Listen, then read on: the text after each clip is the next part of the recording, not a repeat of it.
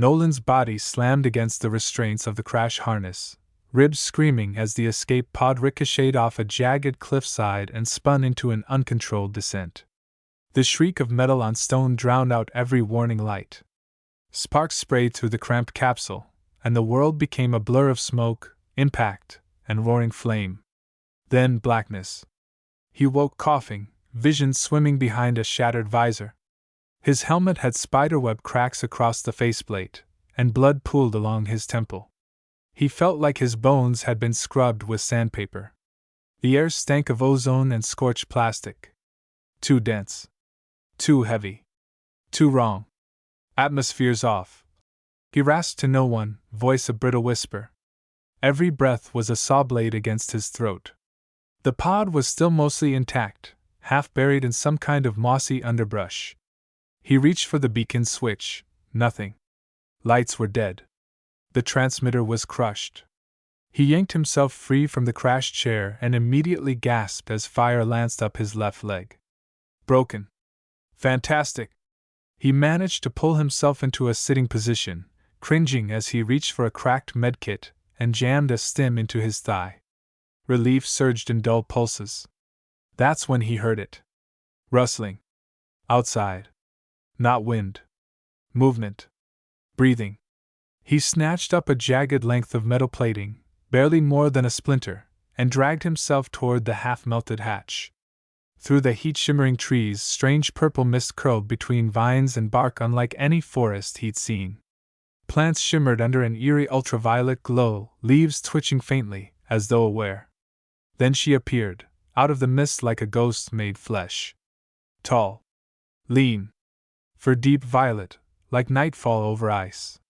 Her body was built like a blade, muscle-tight and coiled under a patchwork of scavenged armor and tribal cloth. Her ears twitched. Her amber eyes locked onto him. She didn't blink. She didn't speak. Nolan gripped his makeshift weapon. Stay back! She tilted her head. Then she lunged. Nolan barely had time to lift the metal shard before she closed the distance. She didn't hit like a berserker. She moved with the precision of something trained, no, engineered. She twisted midair, diverted her momentum, and slammed him down without even striking. One knee pinned his chest. Her clawed hand snapped the shard from his grip and tossed it aside like scrap. He gasped, not from pain, but shock. She loomed over him, one hand splayed across his collarbone, the other pressed to the ground like a predator surveying her catch. Her scent hit him, smoky, earthy, with a strange sweetness underneath. Like pine and electricity. He braced for teeth or talons. Instead, she leaned down, nose brushing along his jaw, inhaling deeply. What the hell? He began. Mine, she growled. Just one word. Rough, strained. But clear. His eyes widened. What? She sniffed again, amber eyes scanning him like she was reading more than biology, like she was reading intent. Then, without ceremony, she stood. Slung him over one shoulder like dead weight. Her fur was warm. Her stride smooth. Every step jostled his ribs. Hey! He groaned. Where are you taking me? Put me down! She didn't answer. Didn't even flinch. Branches swiped his arms. Strange glowing insects hovered near his face before darting off in flashes of pink light. The forest wasn't just alive, it was watching. Breathing. She carried him down a narrow ravine, past fallen ruins half-eaten by moss and vines, until they reached a crevice shielded by a jagged overhang.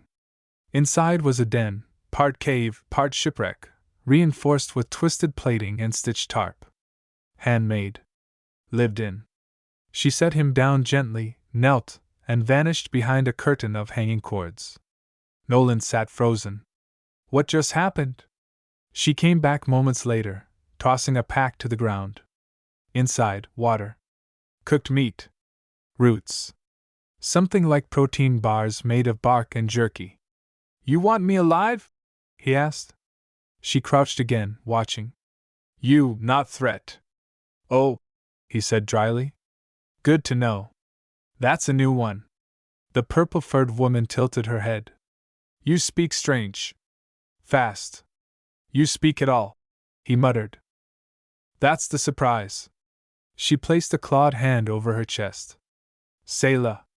Nolan, he said warily. Sayla's tail curled beside her. Her eyes flicked to the entrance. Storm soon. Stay. Safe. He blinked. Storm?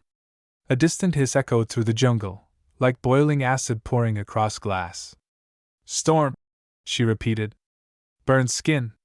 Kills trees. Nolan shivered. Okay. Guess I'm not going anywhere. The sound started as a hum. Then a buzz. Then a deep, wet hiss that seemed to slither through the trees like a living thing. Nolan limped to the edge of the den's entrance. From there, he saw it, the purple mist thickening, churning with static like invisible lightning trapped inside fog. It rolled low across the jungle floor, and where it touched, things died. Leaves withered, bark smoked, and strange bird-like creatures dropped from the canopy with tiny shrieks before melting into silence. He staggered back. Holy shit. Sayla didn't even flinch. She was crouched near the inner wall, tail coiled, claws resting on her lap like a sentinel. Watching him. Watching everything. Does this happen often? Nolan asked, voice tight. Every few moons, she replied. Sky cries poison. He stared at her. How have you survived? I built. I learned. She didn't say it with pride. She said it like a fact. A memory carved into muscle. Outside, the hiss turned into a roar. Acid rain struck the trees with sizzling fury. One drop landed on a fallen metallic beam nearby, instant corrosion. Nolan backed away from the entrance. You said stay, he murmured.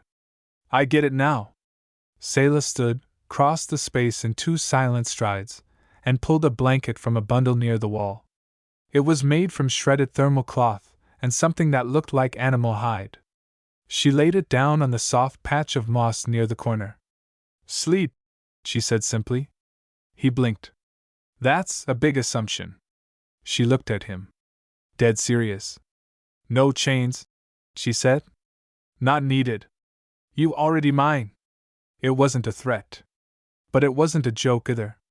Nolan sat stiffly on the edge of the blanket. His ribs still ached. His nerves were tangled. But the air was warming slightly inside the shelter, thanks to a repurposed coil humming gently near the wall. He stared at the woman, no, the creature, sitting near the den mouth again. Her silhouette was fierce, but the way her ears twitched with every branch crackle said she was still on edge. Why did you save me? He asked. She didn't turn. You called, she said. I heard. He frowned. That pod didn't send a signal. The transmitter was. You called, she repeated. With breath. With pain. I felt it. That shut him up. The jungle outside burned under violet lightning. Inside, Sayla sat. Still. Watching. And for the first time since the crash, Nolan didn't feel alone. Nolan woke to silence. Not peace, silence. The kind that hums just behind the ears, full of tension. The storm had passed. But the world beyond the den felt like it was holding its breath. He blinked away sleep, the light bleeding in through the patchwork wall muted, orange, strange. He turned, and Sayla was gone. Panic flashed through him. He shot upright, groaning as his ribs reminded him they were still cracked. The blanket fell off his chest. Her scent lingered in the fibers, ozone and fur and something wild. Sayla? No answer. He grabbed a piece of bent piping she'd used as a brace for the wall and limped outside. The jungle was still steaming, like it was trying to forget the storm. Scorched plants hissed quietly. Patches of trees had collapsed into melted hollows. Then he saw her. She was crouched beside a fallen beast. It looked like a 6-legged boar crossed with a crocodile, armored hide pitted and scarred from acid damage. Sayla had already skinned part of it. Her claws were bloody. Her eyes were locked on the horizon. Nolan approached slowly. You didn't wake me. She didn't look back. You heal. I hunt. You always hunt right after acid rain? This one was dying anyway, she said. I ended it clean. He crouched beside her, watching her work. Her movements were efficient, almost elegant. She cut meat, separated bone, and tied the pieces with woven plant cords. He realized she'd done this before. 100 times. I wanted to thank you, he said softly. For not killing you? She smirked faintly. He chuckled. That too. A beat passed. Do you remember your crash? He asked. She nodded. Pieces. Pain. Cage. Noise. You were part of a project? She stiffened. Her knife stopped moving. Yes. He leaned forward. Tell me. Selah stood, wiped her hands, and walked back toward the den. He followed. Once inside, she sat cross-legged by the fire pit. Her claws tapped against the stone. They took me from my mother. Or maybe they made me in her. I don't know. Military? Private. Bioweapons Division. Project Nithurus. They wanted a hybrid hunter-spy-killer.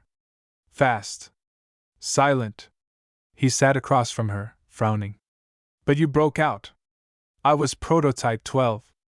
They broke the first 11. I broke them back. Silence lingered. You're not a weapon anymore, Nolan said. She looked at him, amber eyes flickering with something unreadable. No, she said. Now I choose. The next day, Nolan returned to the crash site. Selah walked with him, barefoot through ash-soaked leaves. Her fur bristled at every new scent, her claws twitching when birds scattered overhead. She didn't speak much, but she never left his side. The pod was a wreck. One half had imploded on impact, scorched to slag. But near the rear hatch, a miracle, the auxiliary power core, scorched, dented, but intact. Nolan exhaled. If I can pull this off. Selah cocked her head. Fix signal? Not just fix it, he said, crouching beside the casing. Boost it. I can reroute the energy flow through an old encryption ping I used during scrapper contracts. It won't scream rescue me, but it'll say someone's here. Won't others hear? She asked. Her voice was lower now, serious. That's the point.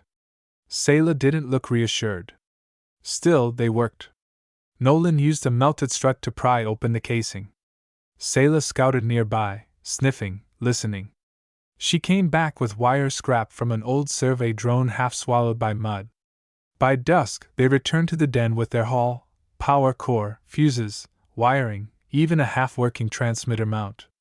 Inside, he cleared space near her heating grid and laid out the gear. She watched him the whole time. You build like you were born to it, she murmured. He smiled faintly. I was. My dad was a systems engineer. Said fixing things was the only honest job left. Selah crouched beside him, her tail brushing the ground. And now? Now? He connected two leads and watched sparks dance. Now I fix the world around me. Even if it's broken. Her eyes lingered on his hands. Then on his face. Then softer. You fix more than wires, she said. Nolan looked up. And you're more than what they made. The silence that followed was warmer. He powered the uplink and typed in a coded string. A low-frequency ping vibrated through the shelter. Not loud, but steady. There, he whispered. Anyone still listening on old mercenary bands, they'll know. Selah leaned close. Her breath was warm on his cheek. If they come, she said, we choose who lives. Nolan nodded slowly. Yeah, we do. 3 nights passed. No signal. No ping back. Just static and the jungle's alien music, deep groans from distant creatures, warbled chirps like broken glass, and the whisper of wind through poison leaf trees. Nolan checked the transmitter every few hours. Each time, silence answered. But Selah wasn't discouraged. They listen, she said one morning, sharpening a bone-edged blade near the den's wall. Even if they pretend not to. Let's hope one of them has a ship. Nolan muttered, adjusting the angle of the solar panel feeding the uplink coil. Selah had begun reinforcing the shelter, tighter bracing on the walls, thorny vines woven into outer gaps, traps made of stone tension lines that snapped with deadly force. Not out of paranoia. Out of preparation. "You think someone's coming?" he said. She nodded. "Not friend." "Not yet." That afternoon, they were hunting together near the ridge, Nolan with a makeshift spear, Selah with nothing but her claws, when she froze mid-step. She sniffed the air, then crouched low. "What is it?" he whispered. She pointed. In the soft soil beneath a cluster of violet ferns, a boot print. Fresh.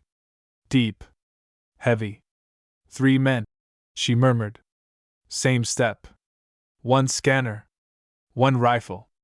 Nolan's blood ran cold. "Scouts?" She nodded once. "From Project. I smelled the same oil. Same poison." "How close?" "Too close." They ran. Silent. Fast. The jungle blurred around them. Selah darted ahead, her limbs flowing like smoke through twisted root paths. Nolan kept up only because she slowed for him. At the den, they dismantled the uplink in seconds, ripping it down and scattering the parts. "They track signal," she said. "We make them follow ghosts." Nolan nodded, breath heaving. "We lead them away?" "No. We lead them in." That night they set traps. Nolan used ruptured capacitors and volatile fuel remnants to rig short-range mines. Selah dug pits lined with shard glass she'd pulled from a derelict probe. And then they waited. The jungle fell silent just before midnight. Not peaceful. Expectant. Nolan crouched behind a tangle of roots, holding his tool spear, heart pounding in his ears.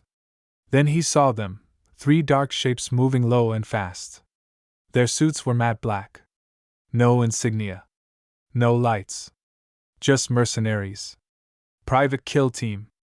They passed the first trap. Veered around the second. And then the third detonated. A sharp, blinding flash of blue. One of them vanished into smoke. The other scrambled. That's when Selah moved. She was fury in motion.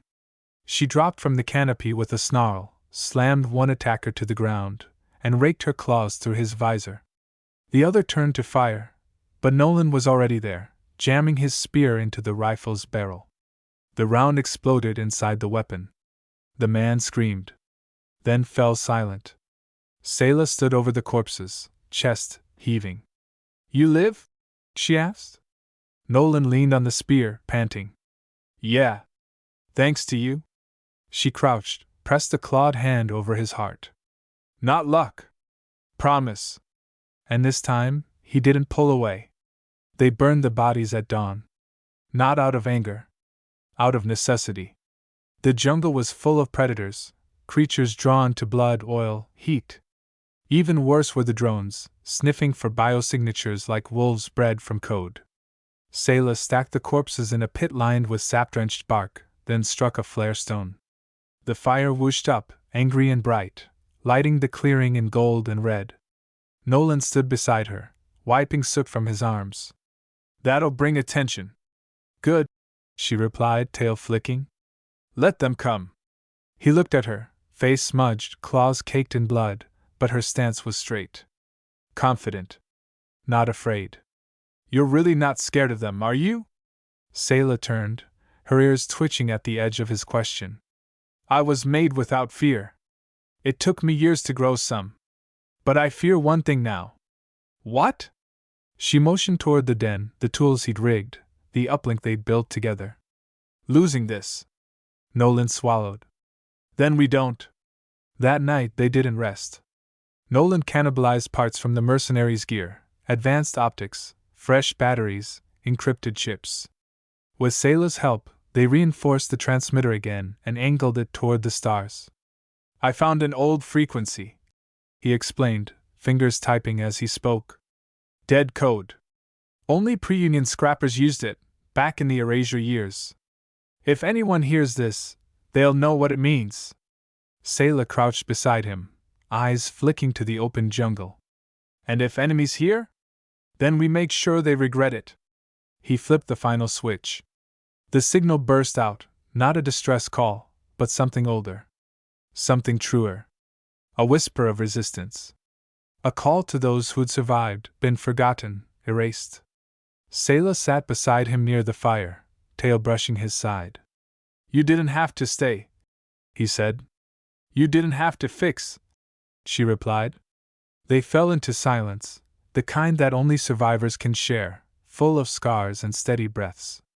Hours passed. Stars wheeled overhead. Then, just before dawn, the transmitter beeped. Nolan shot upright. A signal. Faint. Fuzzy.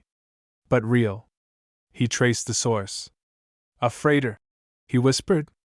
Old registry. No ID. Could be smugglers. Could be mercs. But they heard us. Selah rose behind him. We move? Yeah. East Ridge. Open terrain. Safer landing. They packed quickly, gear, food, weapons, and made for the ridge. As they climbed, Nolan glanced at her. She didn't speak. But her hand found his. No claws. No threat. Just choice. The eastern ridge was high, broken, but clear. A landing zone if you squinted. Flat enough. Sheltered on 3 sides. Selah had found it moons ago while scouting, though she'd never dared use it. Too exposed. Now, with Nolan at her side and a beacon pulsing through the clouds, it felt less like a trap. More like a signal tower. A place you stood tall and dared the sky to answer. They reached the ridge at midday. The wind was sharp, carrying the scent of iron and ozone. Selah crouched near a cluster of jagged rocks, watching the sky with slitted eyes. Her ears twitched. Nolan was setting up the beacon again, connecting the salvaged power core to a modified pulse coil. Any sign? Engine hum. She murmured. Faint. South approach. He nodded and twisted the last lead into place. 10 minutes later it came. Not a warbird. Not a patrol craft. A freighter. Old and battered. Its hull was patched with mismatched steel and the engine sputtered with grit. But it flew. And it wasn't shooting. The ship hovered low, landing struts bracing as it settled with a metallic groan. A ramp lowered. Dust blew across the ridge. Then footsteps. One man. Human. Worn leathers. Helmet tucked under one arm. Graying hair, tired eyes. He raised a hand. 2 survivors, yeah? Nolan stepped forward cautiously. No cargo. No contract. Just us. The man squinted into the light. I don't care what you are. I just fly. Selah stepped from behind the boulders then, tall and silent.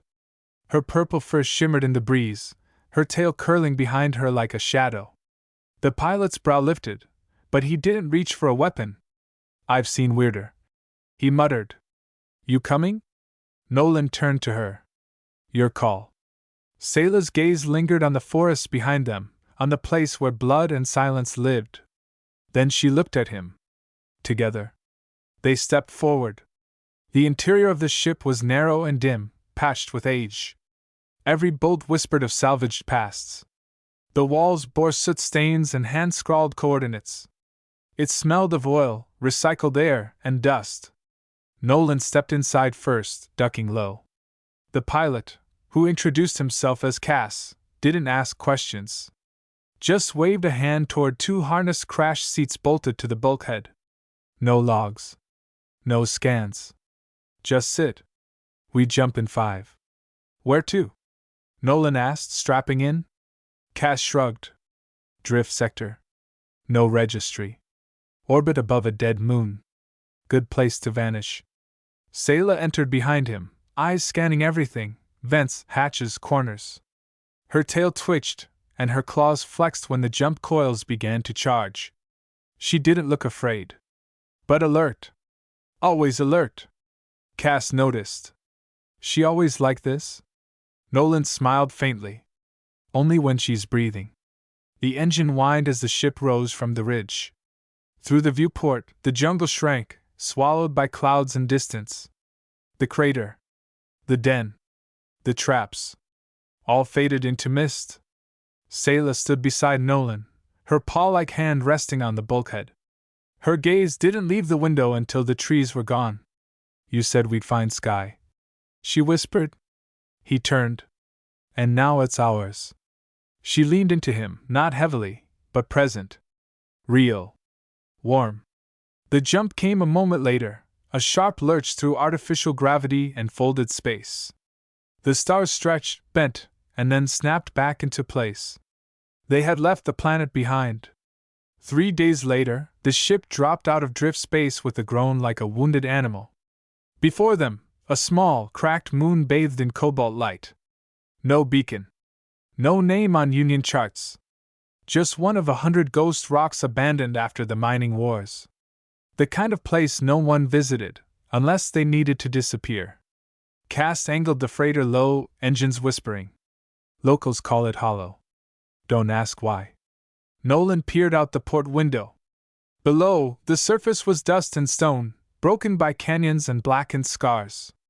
Far to the west, old mining equipment lay half-buried, hulks rusting under a permanent night sky. Selah stared silently, tail wrapped around her leg. Cass landed them near a ridge that overlooked the valley. He powered down the engines and turned. No cost, he said flatly. No records. You didn't come from where you came from. I was never here. Why help? Nolan asked. The old pilot met his gaze. Once knew a girl who glowed under acid sky and didn't know she was free. Never had the guts to help her. Maybe this time I did. He stood and disappeared into the cockpit. Nolan and Selah stepped off the ship into dry wind and dust. It was quiet here. The kind of quiet that wrapped around you like old cloth, scratchy, thin, but strangely comforting. They made camp in the shell of an old survey station. Nolan patched solar panels, rerouted old heaters. Selah crafted spearheads from crystal scrap and reinforced the perimeter with traps made of old rebar and stone. They worked without speaking much. It wasn't silence. It was rhythm. By nightfall, they sat beside a portable heater inside their newly claimed shelter. Nolan stirred a pot of rehydrated food. Selah carved symbols into a piece of bone with her claw. Feels like we stopped running, he said. Her ears flicked. Feels like we're waiting. For what? For what always follows signals. Nolan looked at the battered transmitter they placed near the ridge. Still broadcasting. Every 30 seconds, a pulse, a whisper, a heartbeat. He reached for her hand. We're not bait, he said. No, she replied softly. We're a warning. They heard it first. A low rumble, barely above the threshold of hearing, like distant thunder churning through metal. Nolan sat upright in the middle of repairing a cracked conduit when the sound reached him. Selah was already standing at the shelter's edge, her head tilted, eyes narrowed. Not weather, she whispered. Nolan joined her. What is it? She didn't answer with words. She pointed. Above the jagged skyline, something moved, a flicker against the stars. Then another. Tiny specks, far too precise. Silent dropships, circling like hawks. No beacon, Nolan muttered. They're running dark. They track, Selah said. Hunting. Nolan clenched his fists. They followed the return ping. Knew someone would come.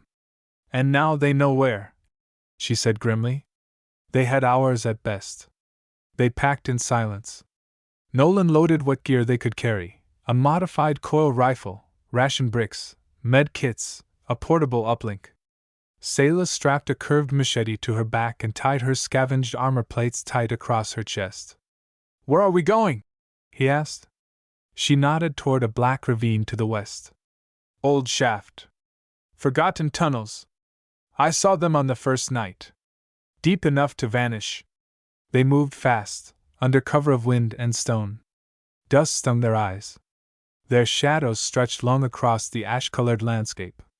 By the time the first ship reached the sky, they were already in the tunnels.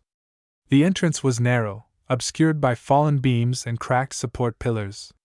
Selah found it with barely a glance. She slipped inside, Nolan close behind. The moment they vanished beneath the ridge, the world above roared. Engines. Bootsteps. Then silence again. Nolan leaned against the cold tunnel wall, catching his breath. "They'll search the camp," he panted. "They'll find ashes and nothing," Sayla replied. "Just like we did before. But this time, they won't stop." Sayla turned to him, eyes glowing faintly in the dark. "Then we don't hide." Nolan stared at her. "You want to fight them?"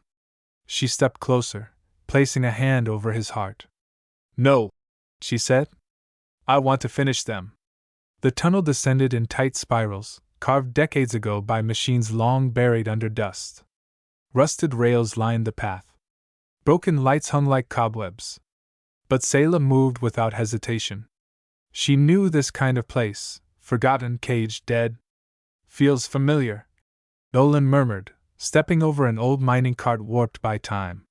She nodded, her voice like stone. "Same metal. Same cold." They traveled deeper. Heat faded. The air turned sharp.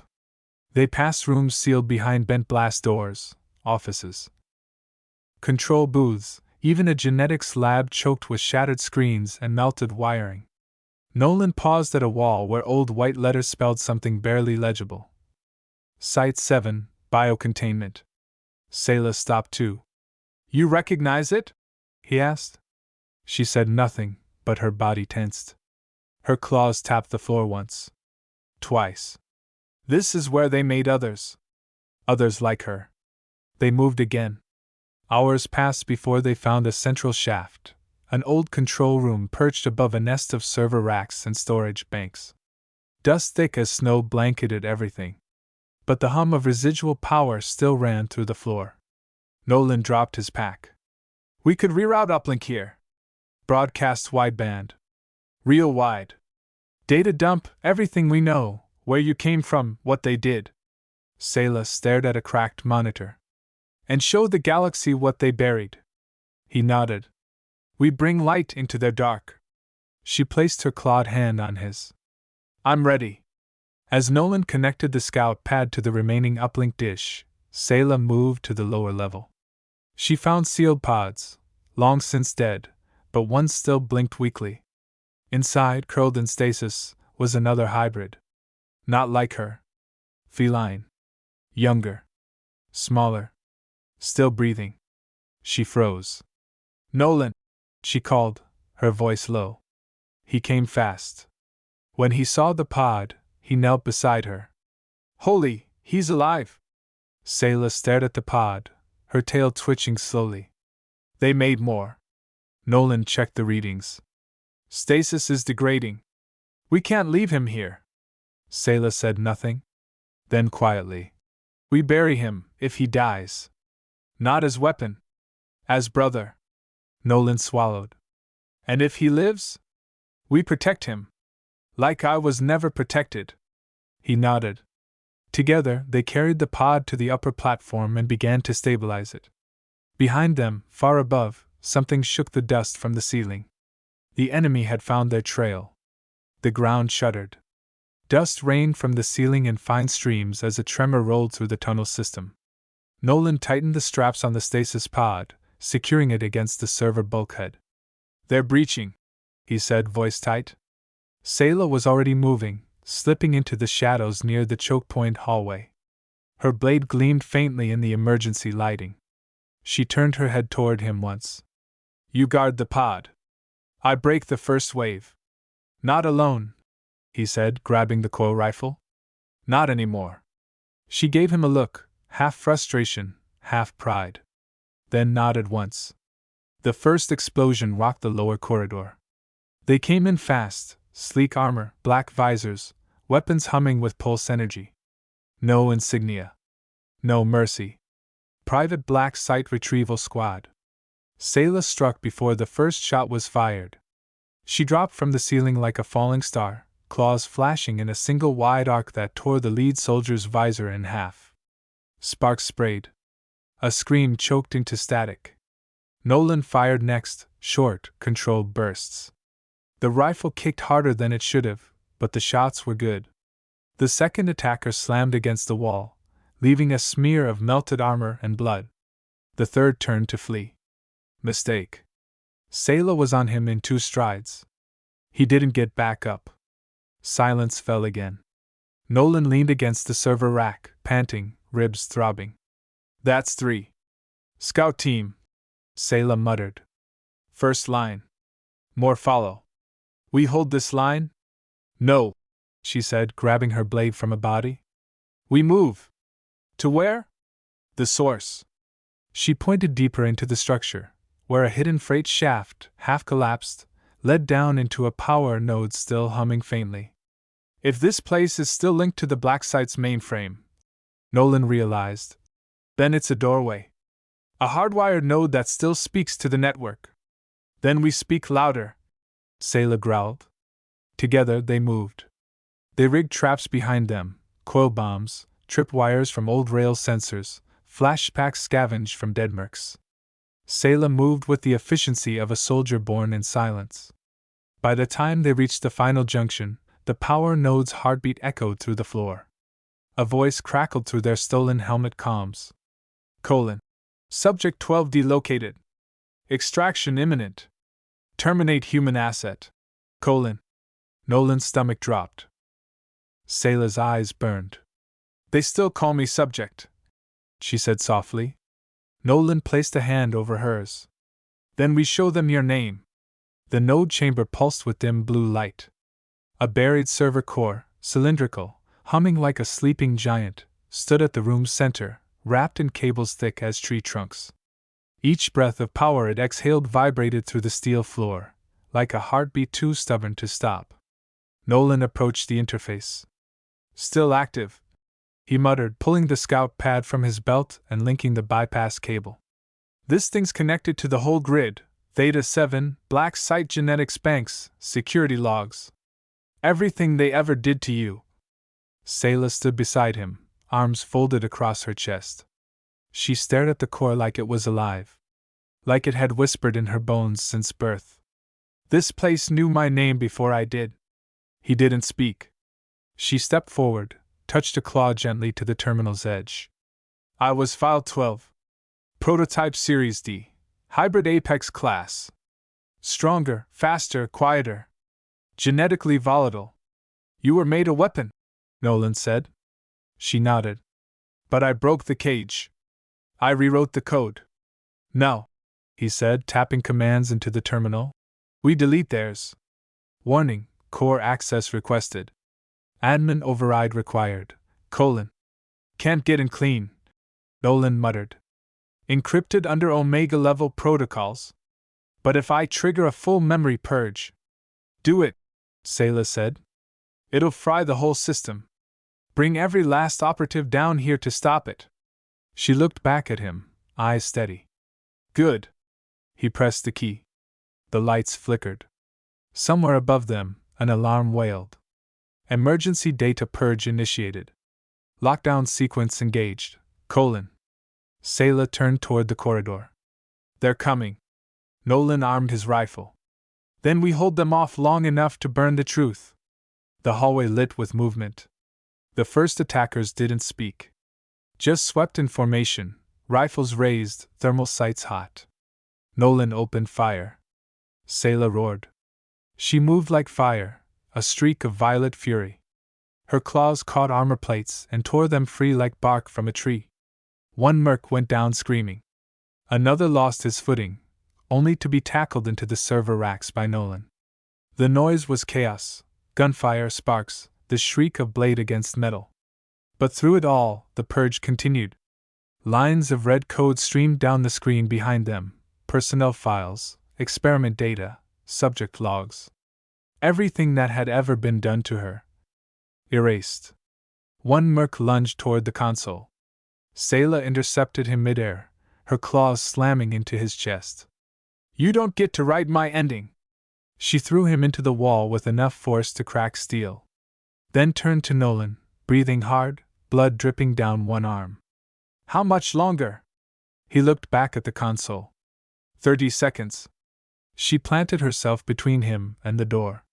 One last wave entered, 4 men, armored heavy, pulse repeaters glowing. "Stand down!" one shouted. "Subject 12D, submit!" She bared her fangs. "My name is Selah." Then she charged. The last seconds of the purge counted down behind them, each one echoing like a drumbeat through the chaos. 17 seconds. 16, 15, colon. Nolan reloaded his last magazine, crouched behind a scorched console. He couldn't see Selah, but he heard her. The snarls. The impact. The final scream cut short. Then silence. Not stillness. Not peace. Just the kind of silence that comes when violence has exhausted even itself. Nolan rose. The corridor was smeared with smoke, blood, and shattered armor. Selah stood at its center, body heaving, one shoulder cut deep, one eye half closed from swelling. Her claws dripped, and her tail hung low, but her stance didn't waver. She turned to him slowly. He ran to her. "You're bleeding," she growled softly. "I'm breathing." He touched her shoulder. She winced, but didn't pull away. Behind them, the server core flickered. 3, 2, 1. The screen went white. Then black. Then nothing. Core purge complete. Project Nithorus files erased. No backups detected, colon. Nolan stared. Selah stepped closer, one hand resting on the terminal. Her voice was a whisper, almost reverent. "They can't make me again." He looked at her. "No. They can't. They'll come anyway. Angry. Afraid. Wanting to remake what they lost." He stepped beside her, his voice steady. "Then we show them something better." Together they limped back through the tunnels. The stasis pod still blinked softly where they'd left it. The boy inside hadn't moved. But he was breathing. Nolan looked at Selah. "We bring him with us?" "Yes." "Where?" "Home," she said. "Ours." They used the old freight elevator shaft to ascend, Selah climbing hand over hand with one arm, Nolan beside her with the pack on his back and the boy's pods slung beneath them. Above, the surface welcomed them with silence. Cass was waiting, the freighter's ramp already down, engines humming low. "You two look like you finished something ugly," he said, eyes scanning their wounds. "We did," Nolan answered. "Now we start something else." Cass squinted at the pod. "That's one of them?" "No," Selah said. "That's someone." They boarded. The hatch sealed. The ship rose. Below, the lab that made her vanished into the dirt. And behind them, Project Nithorus died in silence. They returned to drift home 2 days later. The freighter set down in the clearing with a hiss of cooled thrusters. The old trees still whispered. The wind still smelled of dust, bark, and river moss. The cabin, half buried in ferns, roof patched in places with scrap and hide, still stood. Home. Cass didn't leave the cockpit. "This is as far as I fly." Nolan clapped the man on the shoulder. "That's farther than most ever dared." Selah carried the stasis pod gently, cradled like a relic. She moved with quiet purpose, not looking back until the ramp lifted and Cass vanished into the clouds. Then she turned to the forest and exhaled. The jungle greeted her. They rebuilt slowly. The boy's pod was stabilized in the cool shadows of the cabin. Nolan reconfigured the uplink to serve as a bio-support feed. They didn't know when, or if, he'd wake. But he was safe. Nolan spent mornings reinforcing their water collector by the ridge. Afternoons patching the southern wall of the cabin. At night, he sat beside Selah on the roof as the moons rose over the valley. She said little in those first days. Her wounds healed fast, quicker than his, but her mind moved slower.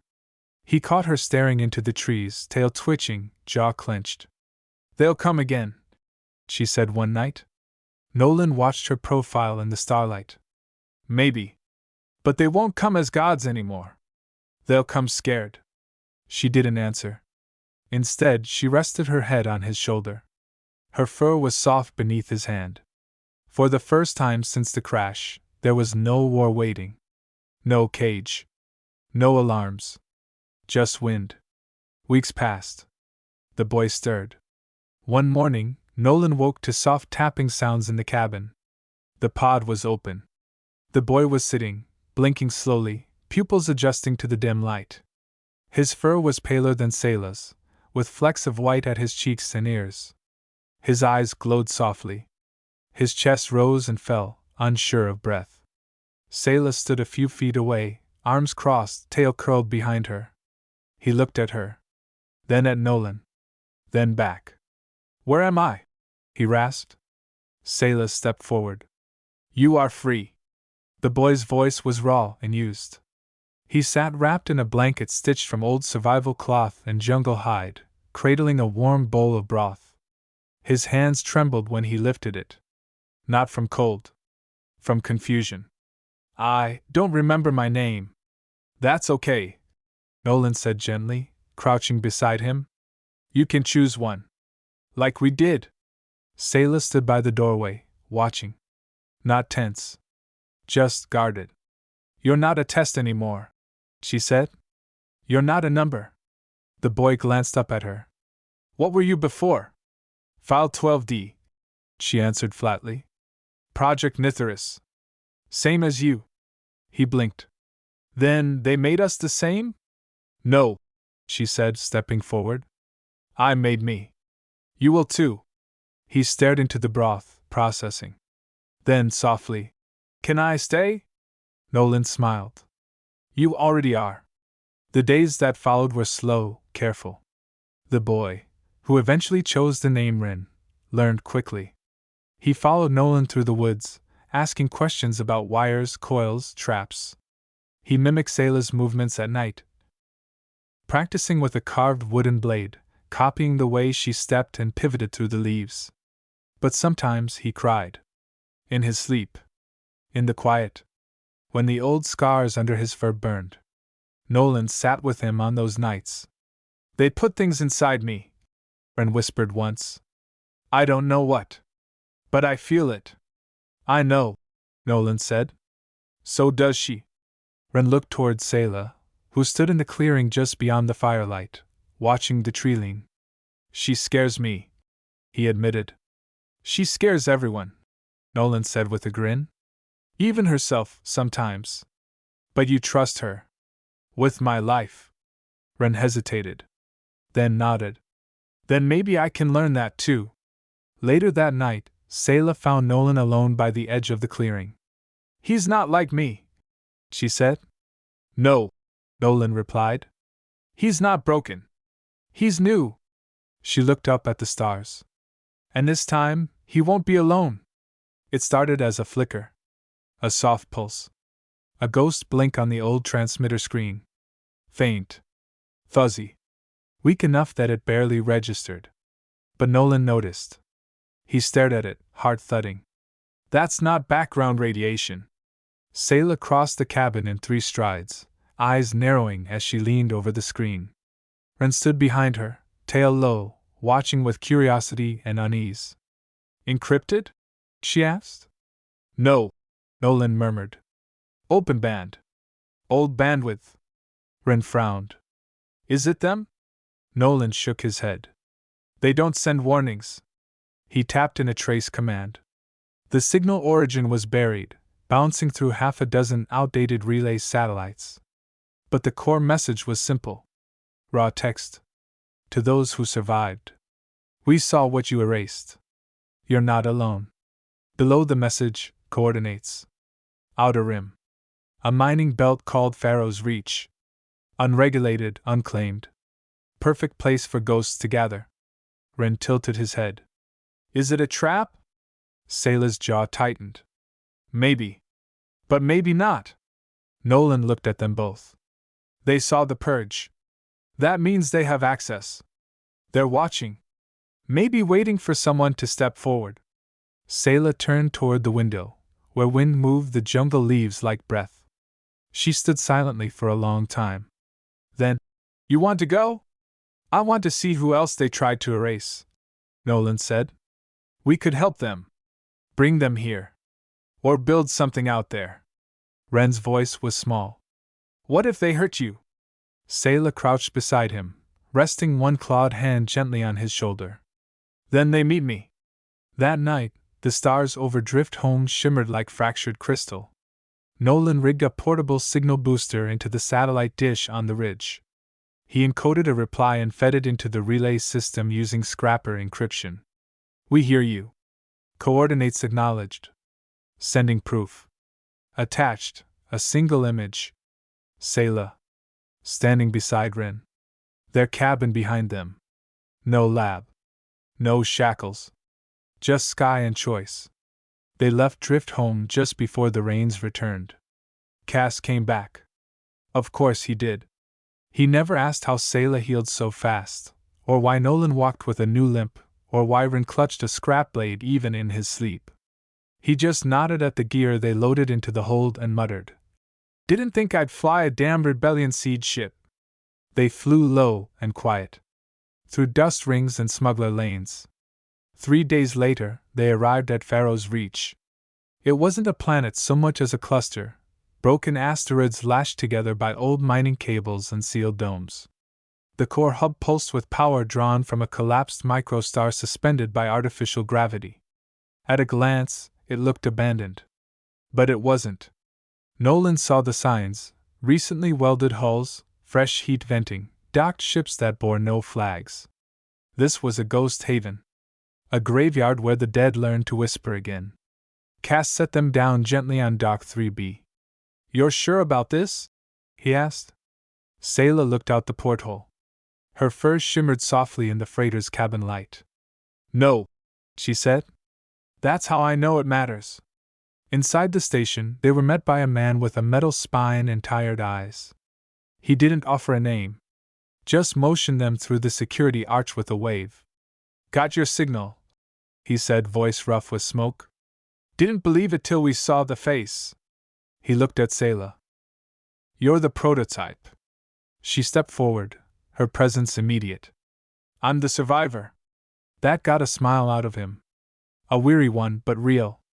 They were led to a dim chamber filled with projection screens and old relay boards. A handful of others waited, humans, hybrids, even one woman with artificial eyes that flickered like crystal moths. One of them, a broad-shouldered woman with scars along her jaw, stepped forward. "You started the purge," she said. Nolan nodded.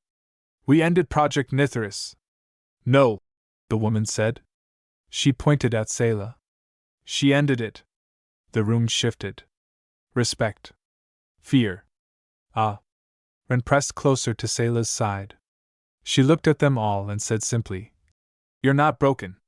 You're unburied." That night, they listened to stories from others, failed subjects, forgotten mercs, whistleblowers who ran too late. Sayla said little. Nolan took notes. Ren stared with wide eyes. Before they left, the scarred woman placed something in Sayla's hand. A data key. Coordinates. Names. Locations. "All the others," she said. "Scattered. Hiding. Still afraid." Sayla closed her hand around it. "Not for long." Drift Home hadn't changed. The moss still glowed at dusk. The twin moons still rose in quiet synchrony. But something in Sayla had shifted. She stood atop the ridge, staring out over the forest she once called a trap. Now, it was a forge. "They're not coming for us," she said. Nolan stood beside her, arms crossed. "No?" She shook her head. "We're going for them." They spent the next 3 weeks turning Drift Home into something more. Nolan reinforced the signal tower with plates scavenged from Cass's earlier trips. He rigged new solar sails from refitted junk, stretching them across the clearing to power both communication and defense systems. Each uplink now carried encoded messages, an invitation to those who survived, to those who feared, to those still hiding. The message was simple. "Come home. You are not their weapon. You are not their failure. You are free." And they came. One, by two, by clusters. Broken ships, half-limping freighters, drop pods with no flags, until the clearing filled with life again. Hybrids with fur and feathers. Humans who once built cages, now running from the ones they served. Even rogue medics from blacksite labs who defected after seeing what the subjects had become. Sayla watched each arrival from the treeline. She didn't speak. Not at first. But when a girl with silver-tufted ears limped from a shuttle and whispered, "I dreamed of your name," Sayla knelt and wrapped her arms around her. And the girl wept. Ren stood taller now. Older, though only months had passed. He taught the new children how to walk without sound, how to hold a knife like a promise, not a threat. He never let anyone near Sayla's old scars without asking. One night, around the central fire pit, built by their own hands from riverstone and alloy, Sayla stood before them all. "The galaxy will always try to bury you," she said. "Not with dirt. With silence. With chains made of numbers and words that were never yours." She looked at each of them. Hybrid. Human. Every shape between. "But we are not subjects." She turned to the flames. "We are the fire that burns what tried to name us." The crowd fell silent. Then rose, in low voices first. Then louder. A chant. Not of war. Of remembrance. Of choice. Of freedom earned. Nolan reached for her hand in the firelight. "You're not leading a rebellion," he whispered. She turned to him. "I'm lighting a future." It began with silence. No warning. No distant tremor. No dramatic transmission. Just stillness. The birds stopped calling. The jungle froze. Even the wind curled backward, like it knew what was coming. Sayla stood on the ridge, ears flat, tail motionless. Nolan stepped out of the cabin, ran behind him. "What is it?" She didn't answer. Not with words. She pointed. High above Drift Home, clouds shifted unnaturally, folded inward. Then a ripple. Like space peeled back. A black dot appeared in the sky. Small. Then larger. A ship. Sleek. Angular. Not corporate. Not mercenary. Worse. Blacksite design. "They were watching the purge," Sayla murmured. "They waited. They let us build." Ren gripped his knife. "Why?" "To burn it all at once," Nolan said bitterly. The ship didn't land. It hovered. Then released something. A pod. Sharp. Silent. It didn't crash, it buried. Impact came like thunder. Trees cracked. A pulse wave swept across the clearing, knocking Nolan to his knees. From the smoke rose figures. Tall. Human, but wrong. Not soldiers. Subjects. Twisted. Reforged. Hybrids they never meant to release. Sayla's eyes went cold. "They made more." Ren stepped beside her. "They're like me?" "No," she said, voice hard. "They were never given a choice." The first one stepped forward. A four-armed predator wrapped in surgical mesh and steel plates, breathing through a collar of glowing fluid tubes. Its eyes flicked to Sayla. 12D. It rasped. "Terminate and extract." Sayla said nothing. She walked down into the clearing, between her people, past the old signal tower and the fire circle. And stopped. The creature followed. She waited until it was close. Then said, quiet enough that only Nolan and Ren heard, "Not again." She moved faster than any of them had ever seen. One leap. A blur of violet. She met the monster head-on, her claws catching it beneath the jaw and slamming it into the dirt. The next attacker lunged. Sayla pivoted, tore through its knee joint, and rolled back to her feet. The clearing exploded into chaos. Ren ran, ushering civilians to the tunnels. Nolan fired from the ridge, dropping two in fast succession. And Sayla became Storm. Not because they made her that way, but because she chose to protect what they never could understand. Smoke curled over Drift Home. The signal tower crackled with residual charge scorched from the firefight. Nolan ducked behind a smoldering beam, firing another shot toward the clearing. His hands were slick with sweat and blood, not all his. They'd trained for this. But not like this. not for enemies wearing the faces they could have had. Across the field, Rin dragged a wounded hybrid behind a collapsed irrigation rig, pulse knife clutched in one trembling hand. His breathing was sharp, panicked, but his eyes stayed focused. Sayla was the center of the storm. She fought like fire through dry grass, uncontainable. Her claws swept in arcs that left steel plating shredded. Her movements were tighter now, honed. This wasn't rage. It was precision. Purpose. But there were too many. 3 more emerged from the smoke, one with elongated limbs and fibered muscle, another fused with heavy weaponry and cybernetic eyes. A voice came through the smoke. Subject 12D. You are out of parameter. You are not permitted to replicate. You are a failed node. Sayla froze. Her ears twitched. That voice. She turned slowly toward the source. A figure stepped into view, unarmored. Human. Or close. Dressed in black officer's fabric lined with synth bone ribbing. Pale skin. Eyes metallic silver. He wasn't just part of the program.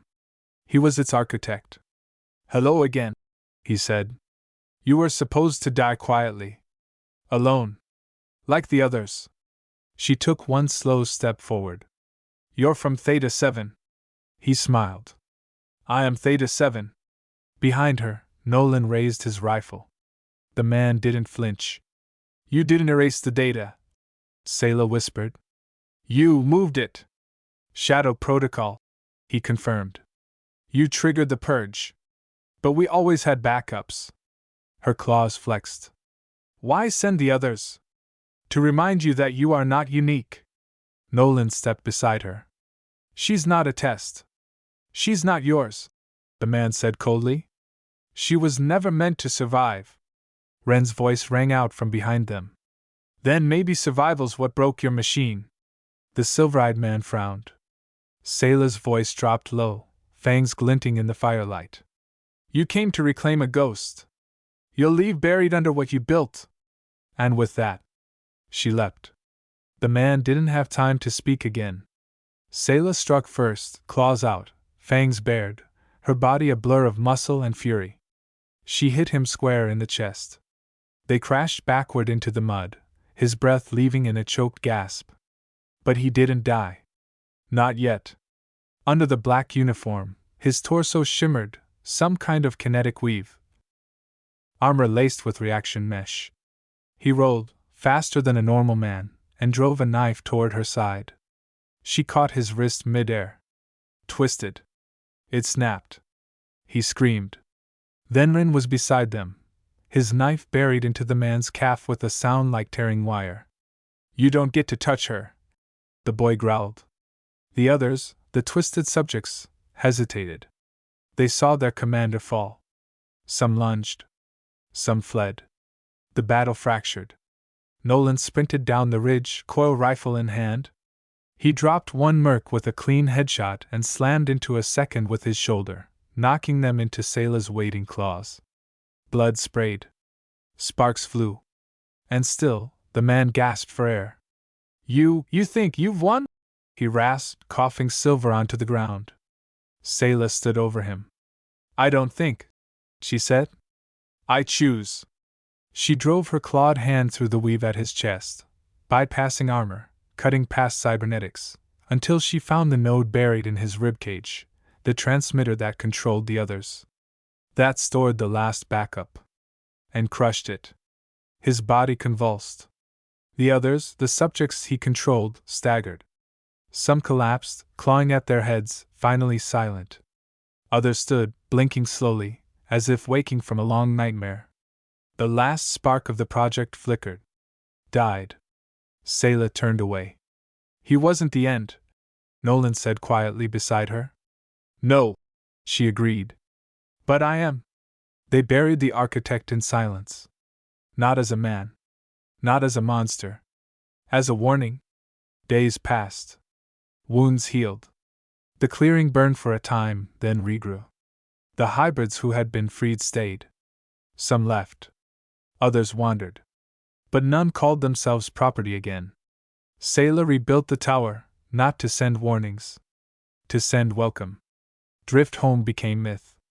A haven for the broken, the hunted, the once made. Nolan taught. Ren led patrols. And Selah. She watched the stars. One night, as the moons rose high, she sat at the edge of the cliff. Nolan joined her, shoulder brushing hers. Ren sat between them, older now, stronger. You ever think we'd live this long? Nolan asked. No, she said. But I never thought I'd want to. Ren smiled. We're not weapons anymore. No, Selah whispered. We're fire. The jungle rustled. The uplink blinked. And somewhere, far beyond the stars, others heard. The flame had spread. Not war. Not rebellion. Freedom.